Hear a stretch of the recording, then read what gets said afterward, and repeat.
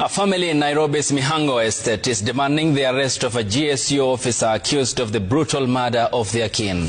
Ann Mudhoni's family says the woman was pursued by the suspect to her house within Mihango in Kayole, where she was allegedly assaulted and stabbed to death before he vanished without a trace.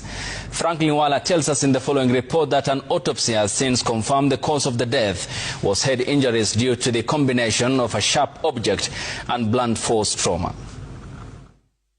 Ann Mudhoni Ngujiri was the last-born child to Sarah Wanjiku. Her life came to an end on Sunday evening, allegedly at the hand of her boyfriend. The heartbroken mother says nothing can replace her child. An autopsy has revealed Mudhoni died as a result of head injuries due to a combination of a sharp object and blunt force trauma. Niko na uchungu na mtoto wangu hawezi rudi hata akishikwa hata auawe. Mtoto wangu hawezi rudi, sitaona Mudhoni tena. Hiyo maisha yake imeisha hivyo. 23 years, mtoto mdogo, mtoto mwenye anati. Mtoto wangu hawezi rudi nomo. Nimeluzi mtoto mdogo. Na nimeluzi mtoto alikuwa na maono ya kwenda mbali. Ann was murdered on Sunday evening while at her house in Mihango within Kayole, allegedly by a GSU officer. The 23-year-old girl had been in an on and off relationship with the suspect until Sunday, when the suspect decided to tragically end their affair. Neighbors say the suspect pursued the girl to her house in Mihango, where he allegedly assaulted her and killed her in cold blood.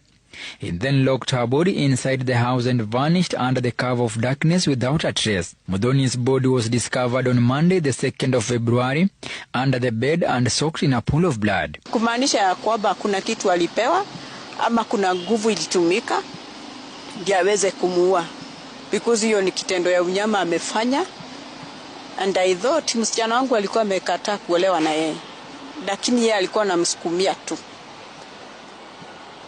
amuoe, na kumfuata kwa nyumba hakuna mayo ilisikika wenye wanasema, akamuua wenye wanasema, alafu akaenda akaweka funguo tu mahali wanaekanga, ya akafunga nyumba na akaenda. Despite the suspect being identified, the family says police have done little to pursue and arrest the culprit. Police insist investigations are at an advanced stage. We have found that he was one of the staff at GSU training school, but he has absconded duty for the last either 10 or 20 days. So we are looking for this person. Details we may not give.